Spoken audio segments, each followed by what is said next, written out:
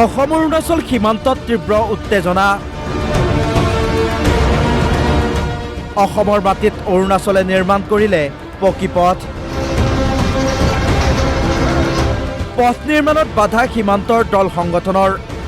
অৰুণাচল আৰক্ষী বনাম অসম আৰক্ষীৰ সংঘাত।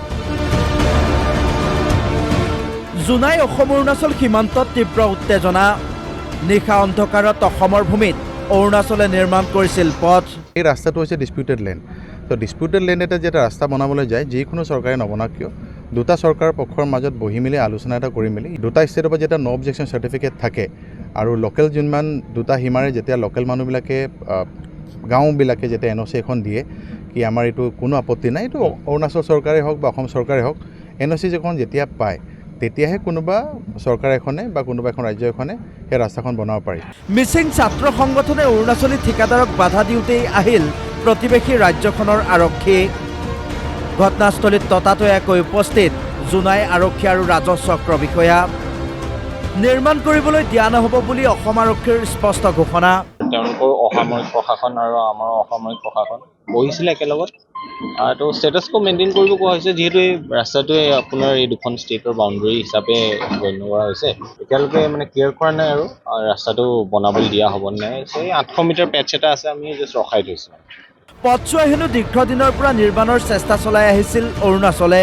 এইটো ৰাস্তাটো আধা আধা, এইটোৱে মিডিয়ান হয়। Median of the road is the boundary between both states. দুয়োখন ৰাজ্যৰ মাজত কোনো বুজাবুজি চুক্তি নোহোৱাকৈ অৰুণাচলে নিশা চোৰৰ দৰে পথ নিৰ্মাণ কৰিবলৈ আহিছিল বুলি দাবী TMPKৰ।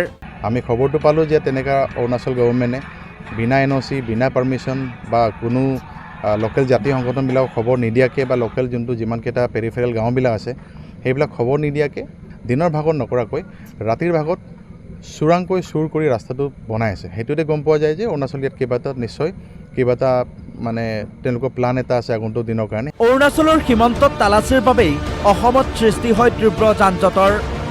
সমস্যা সমাধান কৰিবলৈ ছাত্ৰ সংগঠনটোৱে ইতিমধ্যে স্মাৰকপত্ৰ প্ৰেৰণ কৰিছে প্ৰশাসনলৈ।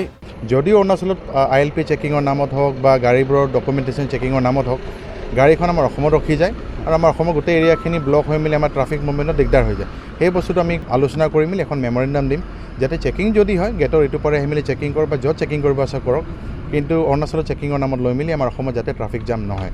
জোনাইৰ পৰা অজয় মেধক, DY 365।